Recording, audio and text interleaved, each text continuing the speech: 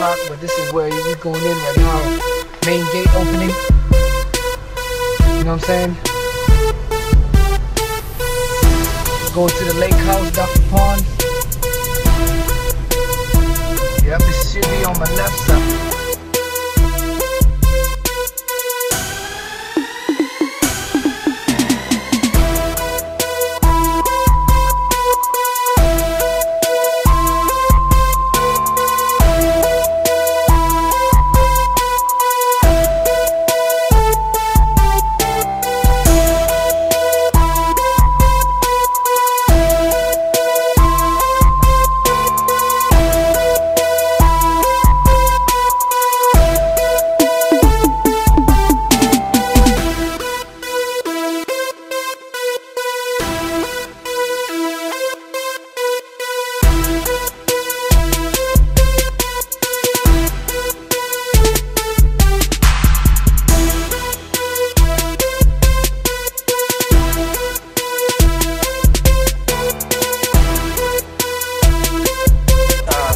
What's up, fam? We're at the Lake House private party,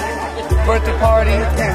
Dr. Pond's house, kicking my man Sam right here, pretty loud, you know what I'm saying? What's up, man? What's up, man? Yeah, it's Gumby over here at the Lake House. It's not like every day we get to come to this place, you know what I mean? But having fun, we're gonna bring it down. Yep, we're gonna rock the show. Alright, tune out, 6 stuff.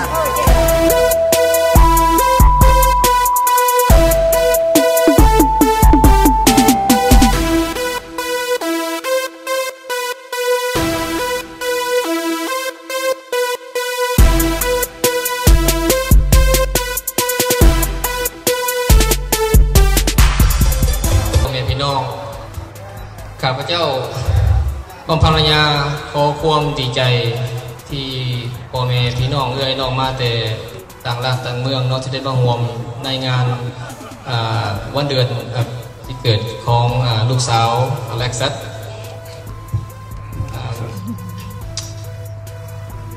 ถ้ามีความเกิดขึ้นใดข้าพเจ้าขออภัยนำเนาะเพราะว่าก็มีคนกันเองแหละเป็นกันเองบ่เป็นหยังก่อนอื่นอยากให้ขอขอบใจพิเศษสำหรับตุ้ยเนาะเพื่อเป็นเฮ็ดเวียกเมื่อติดเลยก่อนสิมีงานเกิดขึ้นสำเร็จมื้อนี้บ่ได้นอนบ่ได้อยู่แต่หลังจากรับประทานอาหารแล้วสิมีรายการมวลซืนแล้วก็มีแขกพิเศษมาแต่ประเทศลาวเนาะมีผู้มาต่างกันที่มาลิ้นหอมนำมื้อแรงนี่บ่อยากว่าหยังหลายแล้วอยากให้เริ่มรับประทานอาหารเลยให้เป็ดขึ้นมาอธิบายอาหารการกินเข้าใจมั้ยก็อยากให้เว้าตุ้ยเว้า 2-3 คนเนาะบ่มีหยังดอกก็มีแต่ขอแสดงความขอบอกขอบใจในค่ำคืนมื้อนี้ก็เป็นมื้อพิเศษของลูกสาววันเกิดของลูกสาวได้เชิญพี่น้องพ่อแม่อ้ายน้องหมู่กองเอ้ยไผอ้ายเคยแล้วก็หมู่เพื่อนฮักทุกคนระหว่าง200กว่าคนและขอขอบใจแต่นับวันถึง200กว่าขอบใจหลายๆตัวมือดังๆให้แกครอบครัวอินทมุไสแล้วเชิญได้ขนาดนั้นเชิญรับประทานอาหารอันนี้เพิ่นว่าเป็นบุฟเฟ่เป็นแบบบุฟเฟ่บ้านเฮาเพิ่นว่าเป็น3แถวลาอาหารหรือว่าเครื่องดื่มต่างๆกันหน่อยบักเก็ตใหญ่ๆคู่ใหญ่ๆกับดอกไม้เห็นบ่แม่นอันนั้นบ่เป็นดอกไม้ลาดนั่นมีของดีน้ำพร้อมนั่นน่ะเย็นๆอยู่หั่นไข่กันโลดนั่นเอาเบิ่งดูของแท้นั่นล่ะลี่อยู่หั่นแหละของจริงต้องเอาไว้เพิ่นหลังนะน้ำนิ่งไหลลึกเพิ่นว่าผู้ใดก็ว่าใส่โน้ของดีๆนั่นล่ะอยู่ตอนหน้าทานเองครับบ่จักซอกเนาะเชิญเลยกันหน่อยเชิญรับประทานอาหาร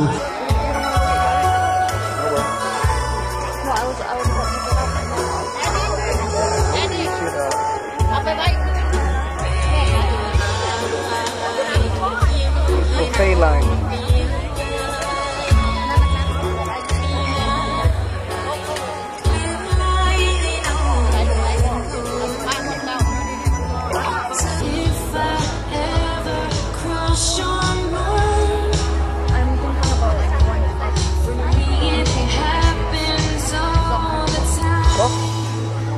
It's a quarter after 1. I'm all alone and I need you now.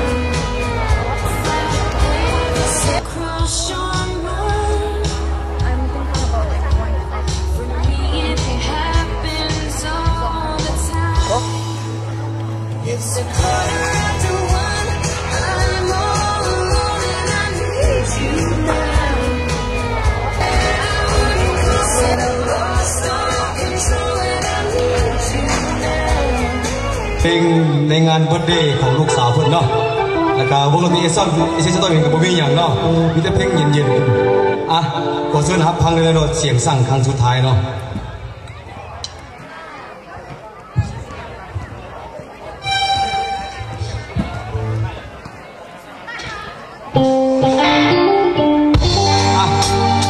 จุดว่าก็ได้ขอโทษขออภัยเนาะ